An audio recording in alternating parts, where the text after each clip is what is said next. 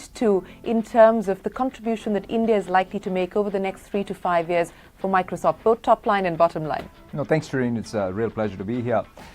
For me, it's all about the cloud and what we're doing here. Not as much, in fact, just about our technology. We're very, very thrilled about having opened up our data centers here and bringing sort of some of the world-class AI and cloud technology. But what's happening with that technology is what excites me. It's the entrepreneurs, startups, and in some sense even scaled up organizations like Flipkart using it to become competitive, to come up with their ideas. Public sector using the cloud to bring about next level of efficiency, whether it is the government of AP doing high school dropout predictions using the cloud, or the government of Punjab analyzing speech samples on their call center to improve their services. It's that tremendous, public sector, big business, small business work that's happening. That's the most exciting thing for us. So in terms of the growth projections for India, and I know data is the new currency, which is why I'm trying to pin you down to give us some color on what we could expect in terms of growth as far as the India business is concerned, given the opportunities that you see. To us, we don't obviously break down our thing by country, but the thing that I would say is, we've always said for every dollar we have made in India, we would have at least $3 to $4 that are made by the channel and others in India. Now take that opportunity, and in the cloud era, that in fact is just going to get further amplified. And just because, take the public sector. In the past, public sector organizations were just not able to consume some of the new technology we had because it required a lot of capital investment. Whereas now, when you're doing elections in the UP, they're in fact able to put cameras on polling stations, stream that into the cloud, analyze and monitor the polls, and then after the election, they can dehydrate it all. So it's much more accessible for the small business, the large business, and the public sector. So I envision whatever business which we have built over the last 30 years in India is only going to accelerate, because from a secular perspective, there's going to be more computing and more use of that computing. So more strategic partnerships like this, the sort we've seen you ink with Flipkart. You did one with Tata Motors, to push your connected technologies with in-car connectivity. What can we then expect in terms of strategic partnerships in India? In fact, tomorrow we'll be even talking about another new initiative with State Bank of India. State Bank of India, as you know, one of the largest bank in India, is all moving to the cloud.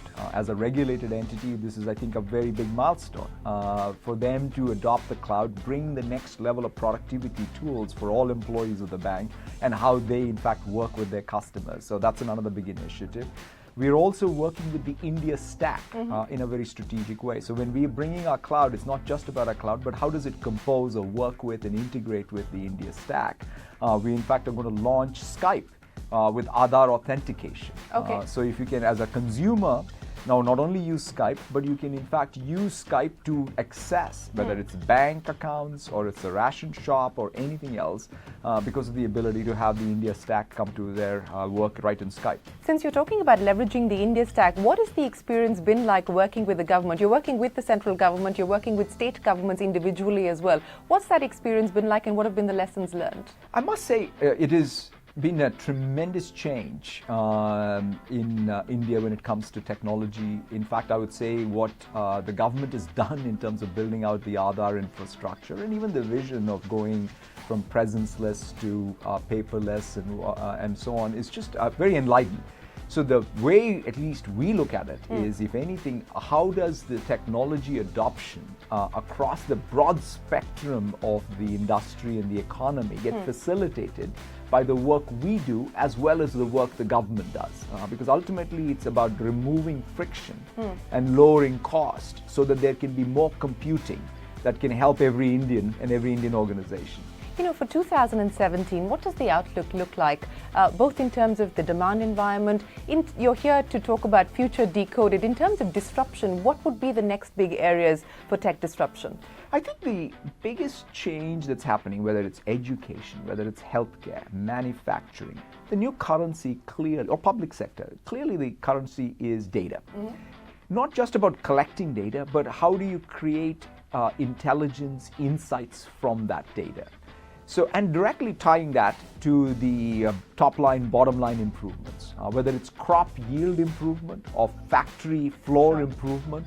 That's how people are going to measure it. They're not going to measure it by just any new technology and the buzzword, but ultimately, how is technology being used to build better margin in cars, better margin in any widget, or in agricultural crop production or public service. That's, I think, what's exciting, where technology has to show up as true productivity gains in the economy and reducing the transaction costs. And I think the combination of India Stack and some of the work we're doing can truly, absolutely make it happen. Since we're talking about productivity, I think the debate also centers now around what does this disruption mean in terms of employment, in terms of underemployment, in terms of jobs creation. When we talk about AI and we talk about living in an AI world, this is something that governments around the world are concerned about, including what's happening in the US.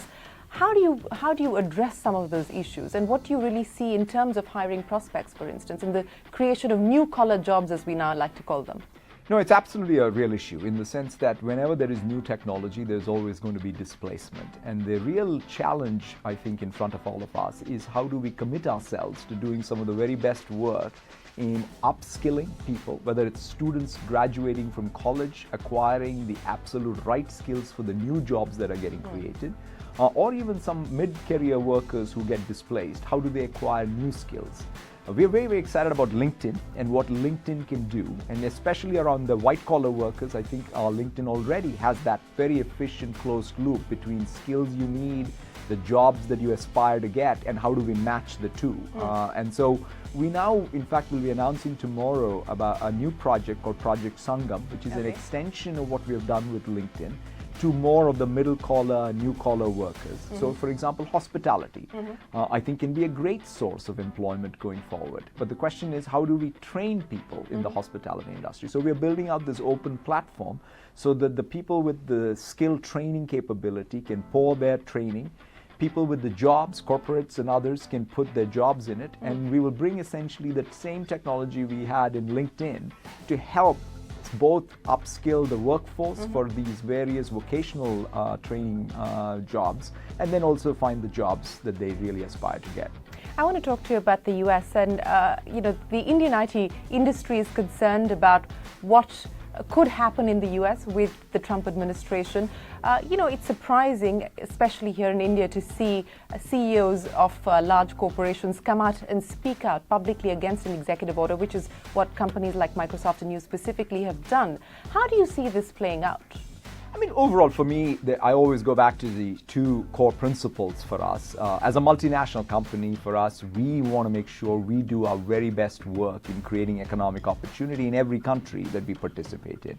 For example, in India, I have to be able to talk about India first. And what have we done for India's economic growth? In America, it's America first. And in the UK, it's UK first.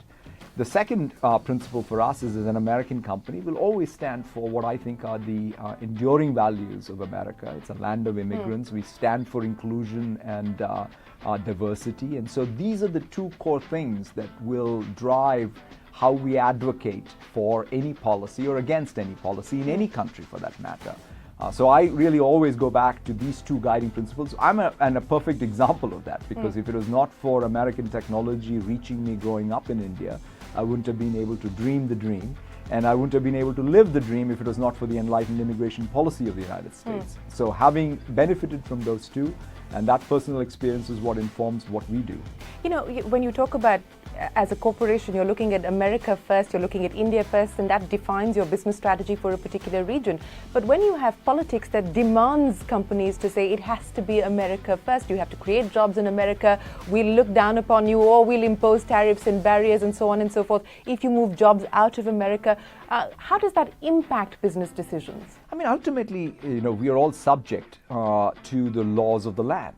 So if any country has policies that really dictate economic opportunity creation that is specific to that country, we have to essentially deliver on that. Because ultimately, I believe what's going to happen is every country, as it looks at their own national interest, will also come to the conclusion that none of us live in isolation.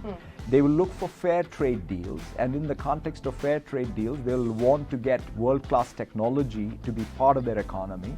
And so I don't sort of take any swing towards nationalism or globalization as a permanent swing. These are all both have to be kept in balance, and that's what we're seeing out there. So my final question, the headlines, Microsoft has got its mojo back under Satya Nadella. What kind of pressure does that put on you?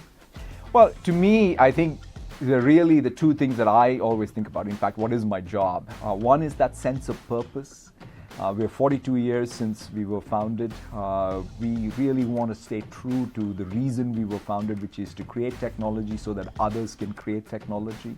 And culture, because I think most large organizations sometimes after success forget that perhaps the culture that you have today and tomorrow is more a determinant of future success versus any past success you've had. As long as we stay focused on really renewing that learning culture and the sense of purpose that we have, I think we will remain competitive and, more importantly,